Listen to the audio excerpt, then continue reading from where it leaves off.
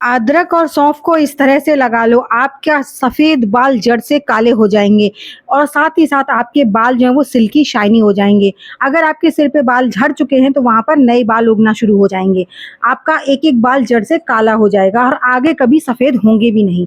तो चलिए इस रेमेडी को कैसे बनाना है, कैसे लगाना है वो देख लेते हैं। सबसे पहले हमने यहाँ पर लोहे की कढ़ाई में डाली है 2 बड़े चम्मच सौंफ। ये जो सौंफ होती है ना, ये हमारे नेचुरल तरीके से एक हेयर डाई का काम करती है। जिस रेमेडी की खास बात ये है कि ना आप इस रेमेडी को आपको सिर्फ लगाना है, ना धोना है, ना सुखाना है। आप इसे लगा लेंगे और आप कहीं पर भी इंस्टेंट जा सकते हैं। बहुत ही अमेजिंग और मेरी आजमाई हुई रेमेडी है और इससे आपका जो बाल है ना वो जड़ से धीरे धीरे करके सारे काले हो जाएंगे। कभी भी सफ़ेद बाल नहीं उगेंगे आपके सर में। उसके बाद हमने यहाँ पर 1 चम्मच मेथी दाना और 1 चम्मच कलौंजी ली है और इनको भी अच्छे से रोस्ट करना है। रोस्ट करते समय फ्लेम का आपने ध्यान रखना है, फ्लेम जो है ज़्यादा हाई नहीं रखना है, मीडियम टू लो फ्लेम पर आपको इसे रोस्ट करना है और इतना रोस्ट करना है कि ये बिल्कुल काले हो जाने चाहिए। जैसे कलौंजी का कलर है ना, वैसा ही बिल्कुल सौंफ का कलर हो जाना चाहिए। साथ ही साथ इसमें 1 चम्मच आपको तिल ज़रूर डालने हैं। तिल हो या तिल का तेल हो, ये हमारे बालों के लिए बहुत ही ज़्यादा अच्छा पोषण का काम करते हैं। हमारे बालों को उम्र से पहले सफ़ेद नहीं होने देते हैं। अगर आपके बाल उम्र से पहले सफ़ेद होना शुरू हो गए हैं ना, तो आज ही जब भी आप शैम्पू करते हो या मार्केट वाला करते हो या हर्बल करते हो, उसमें 2 से 4 बूँद जो तिल का तेल होता है ना, उसे मिलाइए और उसके बाद शैम्पू कीजिए। फिर देखिए आपके जो बाल सफ़ेद हो रहे हैं ना, बहुत ही स्पीड से, उनकी स्पीड बहुत ज़्यादा स्लो डाउन हो जाएगी। तो यहाँ पर तिल का आपको इस्तेमाल ज़रूर करना है। फिर वो चाहे काले तिल हो या सफ़ेद तिल हो, लेकिन तिल ज़रूरी है। तो यहाँ पर देखिए रोस्ट हो चुके हैं ज़्यादातर और इनका कलर आप देख सकते हैं सबका बिल्कुल काला हो गया है। तो इन्हें इस कढ़ाई में थोड़ी देर के लिए ठंडा होने देते हैं। जब ये अच्छे से ठंडे हो जाएँगे उसके बाद इनका यूज़ करेंगे। तो यहाँ पर मैं आपको 2 तरीके बता रही हूँ। एक यहाँ पर मैं आपको इंस्टेंट डाई बनाकर बता रही हूँ। एक ऐसा सीरम बताने वाली हूँ जिसका अगर आपने मेरे बताए हुए तरीके से इस्तेमाल करना शुरू कर दिया ना, तो देखिए आपके बाल ना कभी काले से सफ़ेद मतलब होंगे ही नहीं। और अगर सफ़ेद हो चुके हैं तो वो सारे जड़ से काले हो जाएँगे और आगे कभी जब उगेंगे ना वो बाल अंदर से जब रूट से निकल कर आएँगे, तो काले ही निकल कर आएँगे, सफ़ेद नहीं निकलेंगे। तो यहाँ पर देखिए हमने इसको इमाम दस्ते में पलट लिया। आप चाहें तो इसे मिक्सी के जार में डालकर भी फाइन सा पाउडर इसका तैयार कर सकते हैं।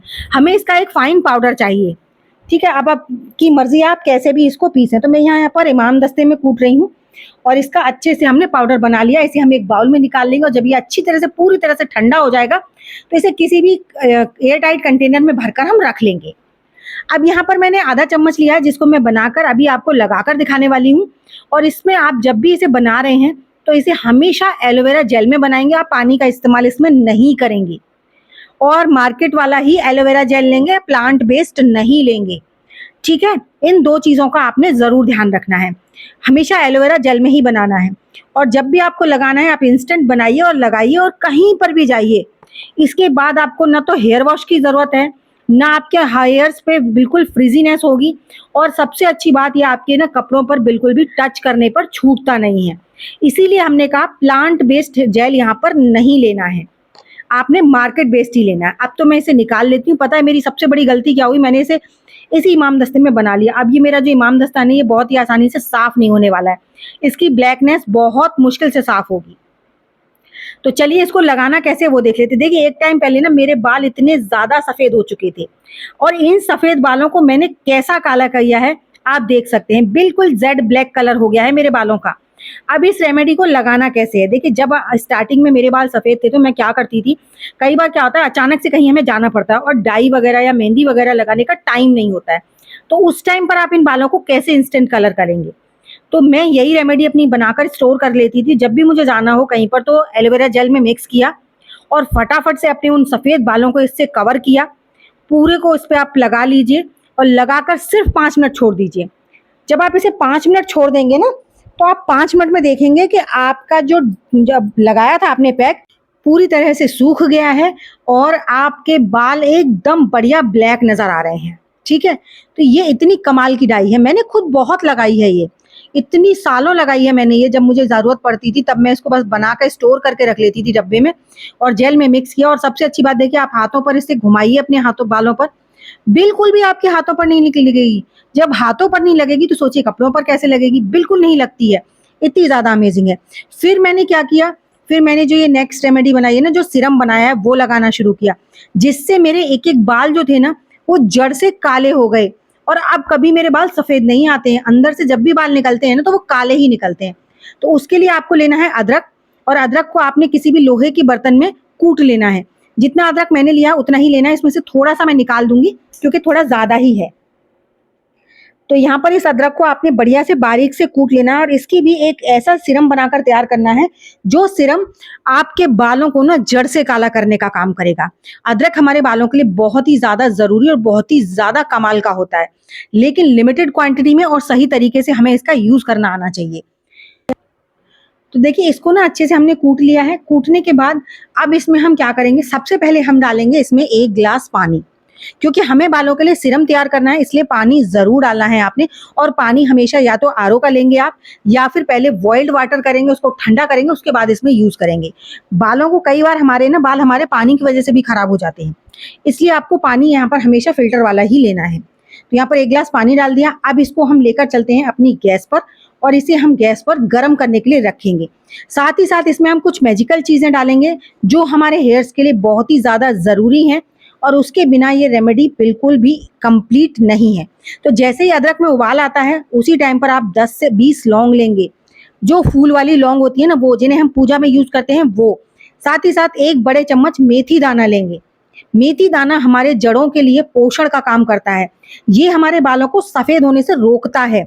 और जो नेक्स्ट चीज़ है वो है प्याज के छिलके। यहाँ पर आपको 1 मुट्ठी प्याज के छिलके ले लेने हैं और उनको इसमें डाल देना है। लेकिन जब प्याज के छिलके डालें तो कोशिश कीजिए कि वो बिल्कुल साफ़ होने चाहिए, उनमें धूल-मिट्टी नहीं होनी चाहिए। उन्हें आप पहले अच्छे से झाड़ लीजिए, सुखा लीजिए हल्का-सा, उनमें से अगर रो रेत मट्टी है तो उसे निकाल दीजिए और इस पानी को आप बॉयल होने दीजिए कम से कम 2 से 3 मिनट के लिए। जैसे ही इस पानी का कलर बिल्कुल काला हो जाए और प्याज के जो छिलके हैं उनका कलर एकदम चेंज हो जाए, हल्का हो जाए, और जो हमने मेथी दाना डाला है वो एकदम सॉफ्ट हो जाए, उतनी देर आपको इसे पकाना है। मिनिमम इसके लिए 2 से ढाई मिनट आपको चाहिए ही चाहिए और अच्छे से इसमें उबाल आने देना है आपने। जैसे ही इसका पानी का कलर चेंज हो जाएगा, प्याज का कलर चेंज हो जाएगा, इसके सारी गुडनेस हमारी पानी में आ जाएंगी और वो पानी हमारे बालों की जड़ों के लिए एक पोषण का काम करेगा। और साथ ही साथ हमारे जो बाल गंजे हो चुके थे, सर पे से बाल झड़ गए थे, वहाँ पर नए बाल उगाएगा। प्याज के छिलके हों या मेथी दाना हो या लौंग हो या फिर वो अदरक, ये सारी चीज़ें हमारे बालों की जड़ों पे काम करती हैं और इससे हमारे बालों की क्वालिटी बहुत ज़्यादा अच्छी हो जाती है। तो अभी हम इसे स्टेन कर लेंगे। अभी इसमें एक चीज़ और ज़रूर डालनी है आपने, उसे ज़रूर देखिएगा, वो उसके बिना ये रेमेडी कंप्लीट नहीं होगी, क्योंकि हमारी कई रेमेडी ऐसी होती हैं जिनसे हमारे बालों में ड्राइनेस हो जाती है। तो उस ड्राइनेस को कवर करने के लिए यहाँ पर हमने डालना है इसमें 1 चम्मच नारियल का तेल। तो यहाँ पर मैं 1 चम्मच डाल रही हूँ। अगर आप ऑयल ज़्यादा पसंद करते हैं या फिर आपके बाल बहुत ज़्यादा ड्राई हैं तो आप जो ऑयल है उसकी क्वांटिटी थोड़ी-सी बढ़ा सकते हैं। अब इस पानी को पूरी तरह से ठंडा करेंगे और उसके बाद अपने बालों में कैसे लगाना है चलिए वो देख लेते हैं। देखिए इस तरह से ना मैं अपने मांग कर करके बालों का पार्टीशन करके और रूट्स में इस पानी को हम लगा लेंगे पूरा एंड तक। और इसे लगाने के बाद थोड़ी देर में बाल सूख जाते हैं, फिर आप कोम कर लीजिए, कोई परेशानी नहीं होती है। इसे हफ्ते में आप रोज़ लगाइए अगर आपके ज़्यादा हेयर फॉल हो रहा है तो, या फिर आपके बाल ज़्यादा ही सफ़ेद हो गए हैं तो आप इसे डेली बेसिस पे लगाना शुरू कीजिए। और जब आप इसे डेली बेसिस पे करेंगे तो आपके बालों की क्वालिटी बहुत अच्छी होने वाली है। देखिए इस तरीके से ना मैं सारे रूट्स में लगा लूँगी और मेरे बाल ना इसी की मदद से मैंने अपने बालों को बचाया है, क्योंकि बीच में बहुत ज़्यादा हेयर फॉल होने लगा था। अब मेरा बिल्कुल भी ना तो हेयर फॉल होता है, ना बाल एकदम काले हैं और एकदम सिल्की हैं। बस अब इसको ऊपर स्टक कर लेंगे बालों को और ये धीरे धीरे सूख जाएंगे, फिर बाद में आप कोम कर लीजिए। और इसको जैसे आप शैम्पू करते हो आप वैसे ही शैम्पू करो, कोई ज़रूरत नहीं है कि आप इसके बाद आपने शैम्पू करना है या बाल एकदम फ्रिजी हो जाएंगे, कुछ नहीं होता, बहुत ज़्यादा सिल्की और सॉफ्ट हो जाते हैं। तो इस तरह से आप भी ज़रूर ट्राई कीजिएगा और अपना फीडबैक मेरे साथ ज़रूर शेयर कीजिएगा।